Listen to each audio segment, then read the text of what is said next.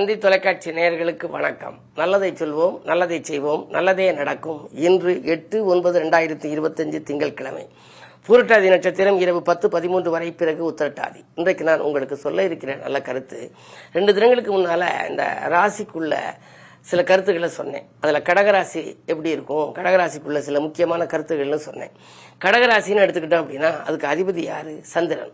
சந்திரன் மனதுக்காரகன், மனதுக்குன்னு அதிபதியாக உள்ளவர் சந்திரன். மாதாகாரகன்னு சொல்லலாம், தாய்க்கு அதிபதியாகவும் சொல்றாங்க.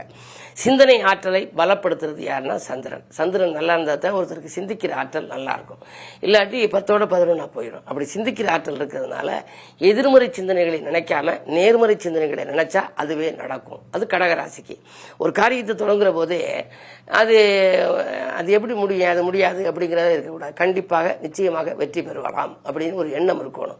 அந்த எண்ணங்கள் நிச்சயமாக நிறைவேறுமா. எண்ணங்களுக்கு அதிக வலிமை உள்ள ராசியில முதன்மையான ராசி இந்த கடக ராசி. அதுக்கு அடுத்த ராசி என்ன ராசி அப்படின்னா ரிஷபராசி, அப்புறம் விருச்சிக ராசி. ஏன்னா ரிஷபத்துல சந்திரன் உச்சம், விருச்சிகத்துல சந்திரன் நீச்சம். இந்த 3 ராசிக்காரர்களும் பாசிட்டிவ் சிந்தனையாவே இருக்கணுமா. இவர்களுக்குன்னு உள்ள தெய்வங்கள்ல திங்களூர்னு உங்களுக்கு சொன்னேன். அடுத்து திருக்கடையூர். திருக்கடையூர் அற்புதமான ஸ்தலம். அங்கே திருக்கடையூர்ல நிலவு வந்துச்சு. எப்ப வந்துச்சு? தை அமாவாசை அன்றைக்கு. அமாவாசை அன்றைக்கு நிலவு வந்த ஊர் அந்த ஊர்.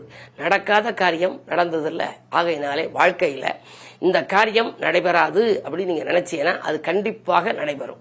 நடைபெறாத காரியத்தை கூட நடத்தி காட்டக்கூடிய ஆற்றல் அந்த தெய்வத்துக்கு இங்கே உண்டு. அபிராமி அம்மன், அமிர்த கடேஸ்வரர், கால சம்ஹார மூர்த்தி, கள்ளவாரண பிள்ளையார்னு 4 தெய்வங்கள் அற்புதமா அங்கே இருக்கு. இந்த கள்ளவாரண பிள்ளையார் அமிர்தத்தை ஒழிச்சு வச்சதுனால அதுக்கு பெயர் கள்ளவாரண பிள்ளையார்னு பேரு. சமீபத்தில் நான் அந்த ஆலயத்துக்கு போய் பேட்டி கண்டு வந்தேன். மிக அற்புதமான ஆலயம். மிக அங்கே மணி விழாக்கள் 59, 60, 70 பீமரத சந்தியெல்லாம் செஞ்சுக்கிறாங்க. ஏன்னா யமன் அணுகாத கஷேத்திரம் அந்த திருக்கடையூர். நவகிரகங்கள் அங்கே இல்லை. அதே நேரத்தில் கால சம்ஹார மூர்த்தி, காலனை காலால் கடைந்த ஊர்.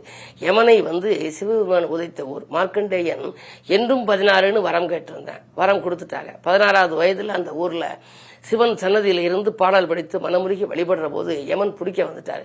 பிடிக்க வந்தோடனே இவர் சிவனை கட்டி தழுவினாரு. யமன் அவர் காலால உதஞ்சாரு. சிவபெருமானுக்கு வீரம் வந்த 8 வீரர் ஸ்தலங்களிலே இது ஒரு ஸ்தலம். ஆகையினாலே வாழ்க்கையில வீரமும் விவேகமும் செல்வச் செழிப்போட வாழவும், நடக்காத காரியங்களை நடத்தி காட்டவும், எதை நாம சிந்தித்தாலும் சிந்தித்த காரியம் ஜெயமாகவும் உள்ள ஊர் திருக்கடையூர். யார் வேணுமானாலும் போகலாம்.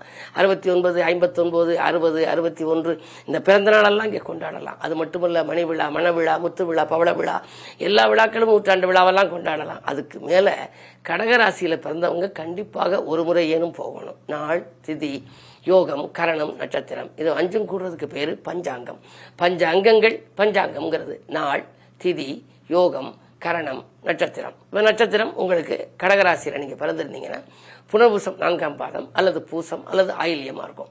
இந்த நட்சத்திரத்துக்கு ஏற்ற நாள் பார்க்கணும். அன்றைக்கு கரிநாளா இருக்கக்கூடாது.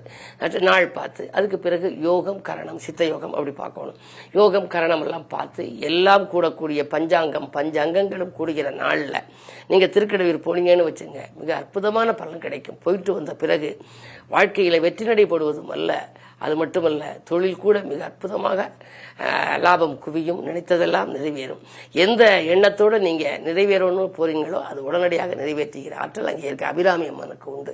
அபிராமி பற்ற பாடல் படிச்சார். 108 பாடல்.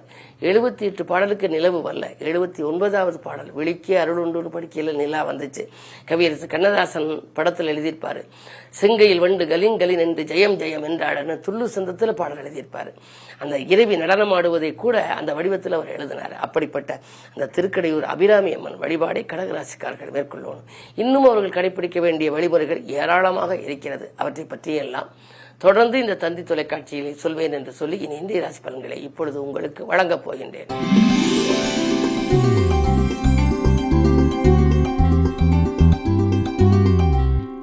மேசராசி நேயர்களே, உங்களுக்கெல்லாம் இன்று நன்மைகள் அதிகம் நடைபெறுகின்ற நாள். நாடு மாற்றம் பற்றியும் வீடு மாற்றம் பற்றியும் சிந்திப்பீர்கள்.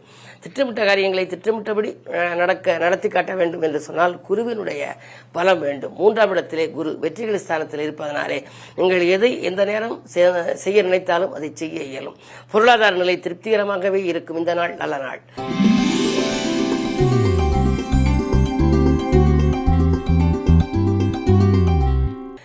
ரிஷபராசி நேயர்களே, உங்களுக்கு லாபம் இருமடங்காக உயரும் நாள்.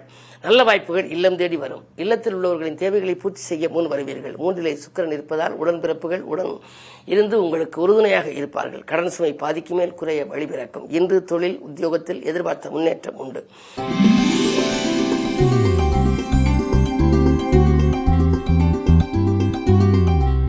மிதுனராசி நேயர்களே, ராசியிலேயே 10ஆம் இடத்திற்கு அதிபதி குரு இருப்பதனாலே உங்களுக்கு பல வழிகளிலும் நன்மை வரப்போகிறது. அதிகார பதவியில் உள்ளவர்களின் ஆதரவு கிடைக்கும். அதன் மூலமாக நீங்கள் உங்களுடைய எண்ணங்களை எல்லாம் செயல்படுத்திக் கொள்ளப் போகின்றீர்கள். மற்றவர்களை நம்பி ஒப்படைத்த பொறுப்புகள் நல்லவிதமாக நடைபெறும். 2ல் சுக்கிரன் இருப்பதால் பணப்புழக்கமும் சிறப்பாக இருக்கும். இந்த நாள் நல்ல நாள்.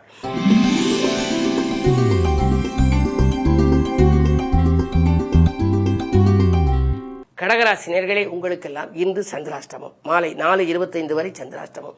எனவே எந்த புது முயற்சி செய்தாலும் காலை நேரத்தில் நீங்கள் செய்வதை காட்டிலும் மாலை நேரத்தில் செய்தால் மகிழ்ச்சியும் இருக்கும், காரியமும் கைகூடும். அதிகாலையில் சிறு சிறு தடைகளும் வரலாம். பணப்புழக்கங்கள் குறைவாக இருக்கும். விரயங்கள் கொஞ்சம் கூடுதலாக இருக்கும். சுபவிரயமாக செய்ய முன் வருவது நல்லது. குடும்பத்தில் உள்ளவர்களுடைய ஒத்துழைப்பு கொஞ்சம் குறைவாக இருக்கும். விட்டுக் கொடுத்து சொல்ல வேண்டிய நாள்.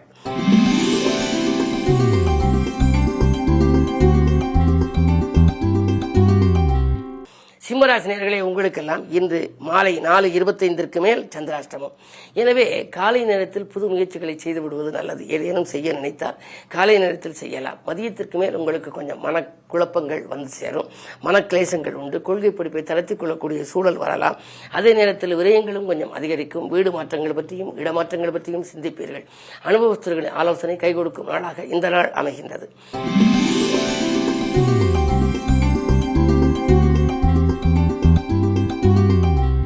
கன்னிராசி நேயர்களே, உங்களுக்கெல்லாம் எண்ணங்கள் எல்லாம் எளிதில் நிறைவேறும். கனவுகள் நனவாகும்.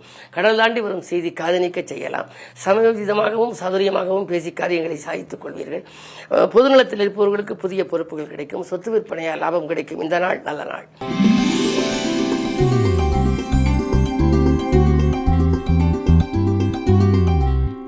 துலாம் ராசி நேயர்களே, உங்களுக்கு தொட்ட காரியங்கள் எல்லாம் வெற்றி கிடைக்கும். மகிழ்ச்சி அதிகரிக்கும். மனமாற்றங்கள் ஏற்படும். நேற்று பாதியில் என்ற பணி இந்த மீதியும் தொடரும். நினைத்தது நிறைவேறும். நிம்மதி கிடைக்கும் நாளாக ஒன்று அமைய வேண்டுமானால் குரு பார்வை வேண்டும். அந்த குரு பார்வை உங்களுக்கு இருக்கின்றது. எனவே குரு என்பவர் இருப்பதிலேயே நவகிரகத்தில் சுபகிரகம். அவரது பார்வை பதிவினாலே இன்று முழுவதும் உங்களுக்கு இனிய நாளாக அமைகின்றது.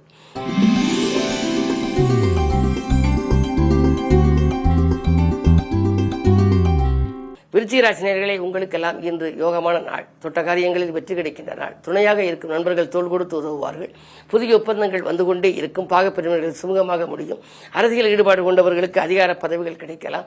தொழிலில் கூட ஒரு சிலருக்கு புதிய தொழில் தொடங்கலாமா, கிளைத்தொழில் தொடங்கலாமா, எந்த நாட்டில் அல்லது எந்த ஊரில் அல்லது எந்த மாநிலத்தை தொடங்குவது என்றெல்லாம் சிந்திப்பீர்கள். உங்களுடைய சிந்தனைகளுக்கு வெற்றி கிடைக்கக்கூடிய நாளாக இந்த நாள் அமைகின்றது. இந்த மதியத்திற்கு மேல் உங்களுக்கு பயணங்களாலும் பலன் கிடைக்கும்.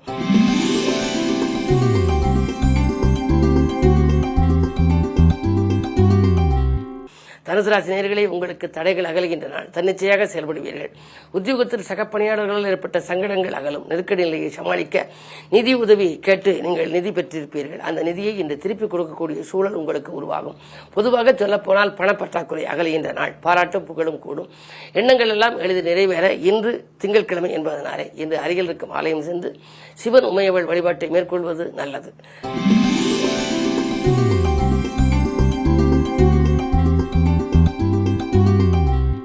மகர ராசி நேயர்களே, உங்களுக்கு மனதுக்கு பிடித்தவர்கள் மூலம் மகிழ்ச்சியான தகவல் கிடைக்கின்ற நாள். இன்று விருந்துகளிலும் விழாக்களிலும் கூட கலந்து கொள்ள அழைப்புகள் வரலாம். வீடு இடம் வாங்கும் யோகம் உண்டு. கேது பலம் 8ல் இருப்பதனாலே ஆன்மீக நாட்டம் அதிகரிக்கும். அதிகார வர்க்கத்தின் ஆதரவு உண்டு. முன்னேற்ற பாதையில் அடியெடுத்து வைக்க முக்கிய புள்ளிகளின் ஒத்துழைப்பு உங்களுக்கு கிடைக்கும். 6ல் குறி இருப்பதனாலே உத்தியோக மாற்றம் பற்றி சிந்திப்பீர்கள். நல்ல உத்தியோகம் வரக்கூடிய சூழல் உண்டு.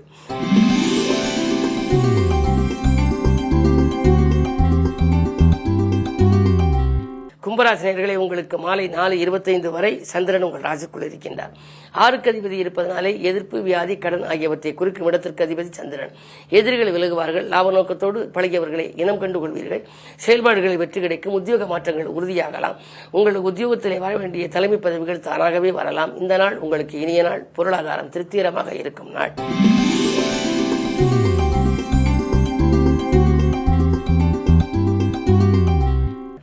மீனராசினியர்களே, உங்களுக்கு மாலை 4:25க்கு மேல் உங்கள் ராசிக்குள் சந்திரன். குரு வீட்டில் சந்திரன் வந்தாலே குருச்சந்திர யோகத்திற்கு என்ன பலன் கிடைக்குமோ அந்த பலன் உங்களுக்கு கிடைக்க வேண்டும். எனவே கல்யாண கனவுகள் நனவாகும், கடமையில் இருந்து தொய்வாகலும், ஆரோக்கியம் சீராகி ஆனந்தப்படுத்தும், வாங்கல் கொடுக்கல்களில் சரளமாக இருக்கும், நினைத்தது நிறைவேறும், திட்டமிட்ட காரியங்களை திட்டமிட்டபடி செய்து முடிக்கும் இந்த நாள் நல்ல நாள். மேலும் விவரங்கள் அறிய தினத்தந்தி படியுங்கள்.